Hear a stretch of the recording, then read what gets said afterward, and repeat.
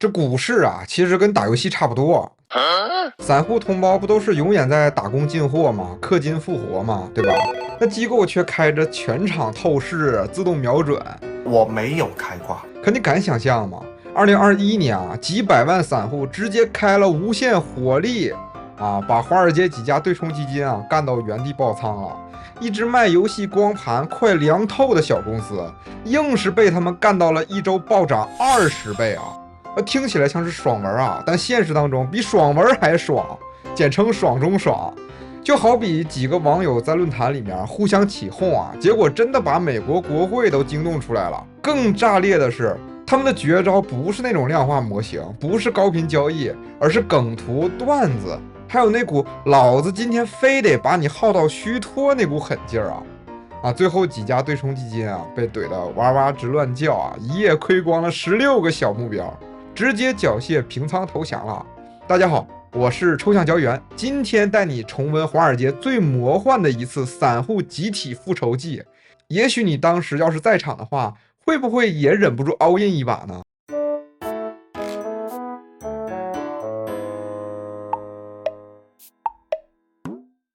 这个故事的主角啊叫 GameStop， 中文名叫游戏驿站。这公司是干什么的呢？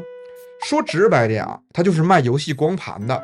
2021年还卖光盘啊，这事儿就听着有人坚持用 BB 机发消息一样荒唐。华尔街分析师一看笑拉了，这个数字时代谁还买光盘啊？这年头看2-3个人的电影都不用光盘了，这不妥妥的版本弃子吗？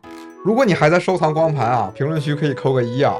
但是你是游戏爱好者的话，当我瞎逼逼啊！于是呢，这些鲸鱼们一顿操作猛如虎啊，准备空它空到底。那啥叫空呢？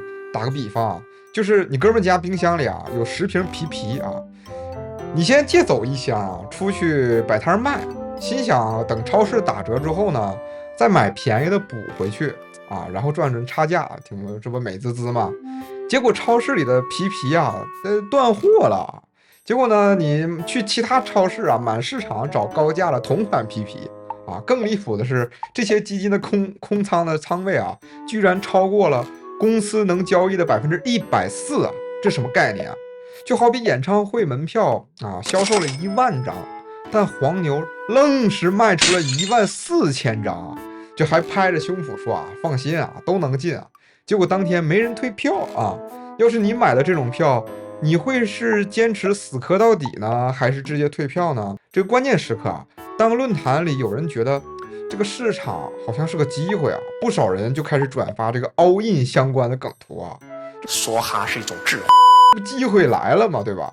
这个又开始转发信仰 buff， 然后手里面拿着钻石手啊。这个钻石手的意思就是永不松手啊。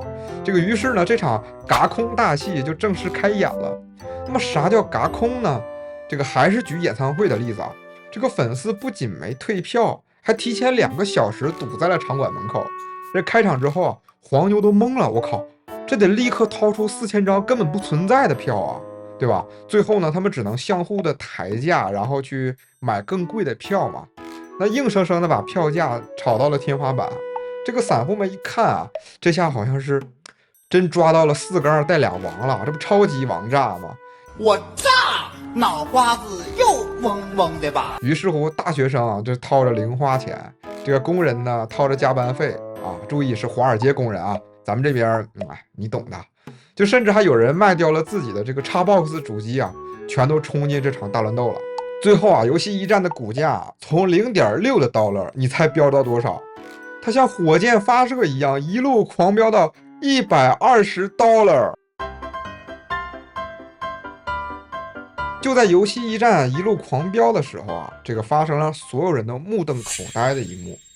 一直宣称让金融民主化的零佣金券商叫 Robinhood， 然后他突然限制了游戏驿站的买入功能，然后所有的用户呢只能卖出啊，也不能买入。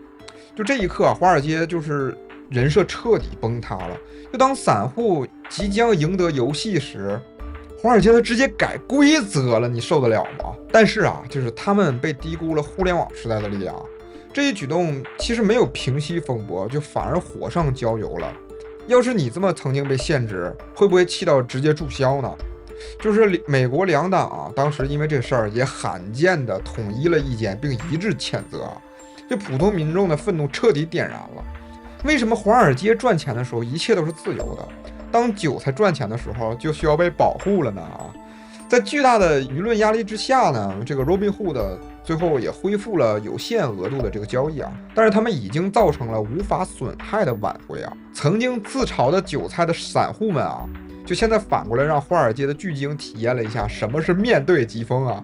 就那些曾经傲慢的金鱼，如今也不得不寻求数十亿美元的紧急融资啊，来去避免破产。当硝烟渐渐散去啊，游戏驿站的价格最终从$120的高点啊，也回归到了20美元的冷静啊。就有人说这件事情啊，似乎没有什么真正的赢家，追高的散户呢还在山顶站岗，鲸鱼机构呢也被迫止损了。这个 Robinhood 呢也是作为券商也名声扫地了，但事实真的如此吗？或许真正的胜利啊，从来都不是账户里跳动的数字啊，而是我们目睹了堪称魔幻的现实。当普通投资者只是在用华尔街制定的规则来参与市场，仅仅是因为他们开始取得了优势，裁判这时候竟然直接可以介入啊，并且限制他们的操作。这枚硬币有两面，它告诉我们，技术的进步与社交网络第一次赋予了普通人与大机构博弈的这种可能性。分散的个体呢，也可以因为一个信念，然后迅速集结，最后发出震耳欲聋的声音嘛。这另一面呢，当然也刻着现实主义了，它冷酷地提醒着我们，规则的最终解释权依然牢牢地掌握在古老而又强大的力量手中。这个流动性危机呢，其实只是一个常见的技术解释，就是当你们真正的威胁到他们时，他们其实是可以随时修改规则的。所以说，请不要简单的把它看作一场普通投资者的胜利啊，它更像是一面镜子，一次压力测试和一场社会实验。他们让我们思考，所谓的自由市场究竟是谁的自由呢？啊，评论区可以小声逼逼啊。当我们说风险自担时，是否只有普通投资者需要自担呢？在投资者保护的口号下，被保护的投资者究竟是谁呢？